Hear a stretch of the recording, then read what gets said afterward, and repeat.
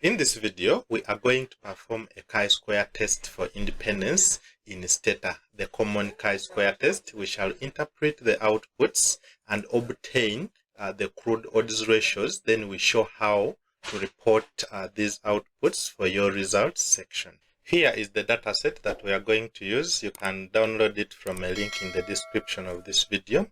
It has got 4 variables. We have blood pressure, which is our outcome categorical variable. It is binary. It has only 2 levels, either high blood pressure or normal blood pressure. Then we have got 3 independent variables, which we can use to assess whether there is a relationship between them and the dependent variable.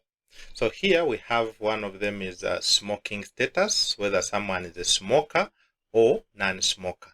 Then we have gender, whether someone is female or male. Then physical activity, whether you are active or not active. Our question here is, do we have an association between smoking status and blood pressure?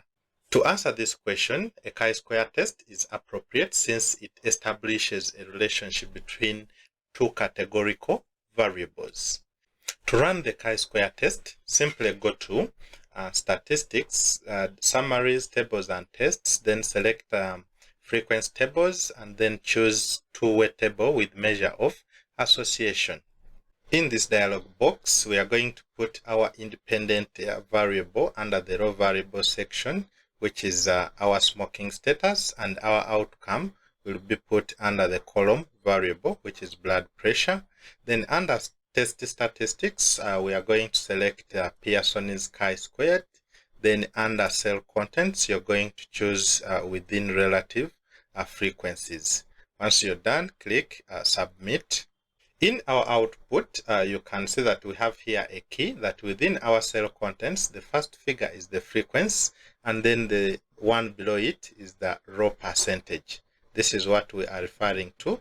The first value here is the frequency, and the one below it is the raw percentage, which applies for all the cells with values in them. In this 2x2 table, we can see that we have our 2 variables, smoking status, whether you are a non-smoker or a smoker. Then we have blood pressure, whether you are normal or high. And we have the subtotals for each. We can see that the smokers are 122, then the non-smokers are 78. In the same way, we can see that those with normal blood pressure are 114, and those with high are 86. And they are distributed in this way. We can see that, for example, for non-smokers, we have 38 out of 122. And if we convert that into a percentage, we have 31.15. Same thing for all the other cells. If you are not interested in getting the within raw percentages, just like we are seeing here, you could get other options available. You could get within column, or you could get percentages out of the total 200 participants. Feel free to try it out. You can pause the video. That's the only way you will learn. Let's now interpret the results of the Pearson's chi test. We have the value of 17.9295 and a p-value of 0.000, which is less than 0.05, the usual alpha value. Since our p-value is less than 0.05, then we conclude that there is a statistically significant relationship between smoking and having high blood pressure. Unfortunately, at this point, we can't tell which group is having a higher risk of getting hypertension among the smokers and non-smokers.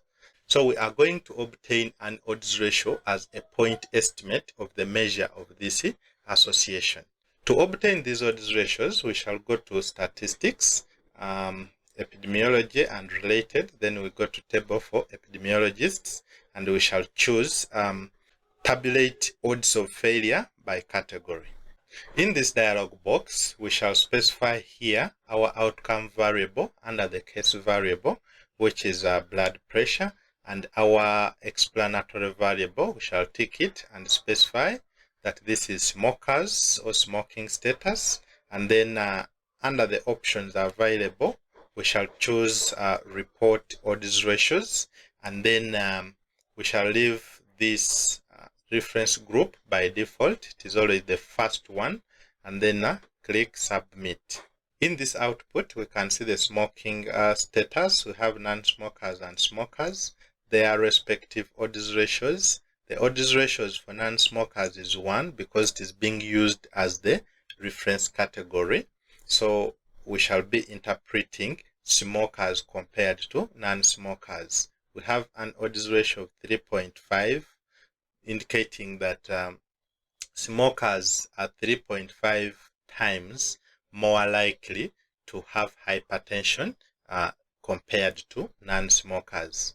The chi-value is the same we had obtained previously here, and the p-value is still significant, and the confidence interval indicating that yes, in our analysis we've obtained an odds ratio of 3.5, but if you repeated this experiment 100 times, your odds ratio will fall between 1.89 and 6.61. That's the 95% confidence interval. If you wanted to change the reference group, you could just still use statistics, epidemiology and related, table for epidemiologists, and then tablets odds of failure by category. You can say that we have what we've previously run, but instead I'm going to activate this option by ticking that box, and I make the reference group the second, then click submit.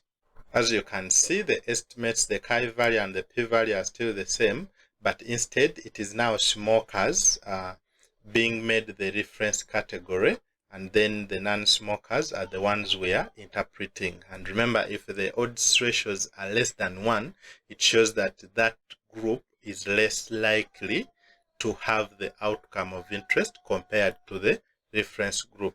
Here we are looking at an odds ratio less than 1. It is roughly 0.3, showing that non-smokers are 1 minus 0.3.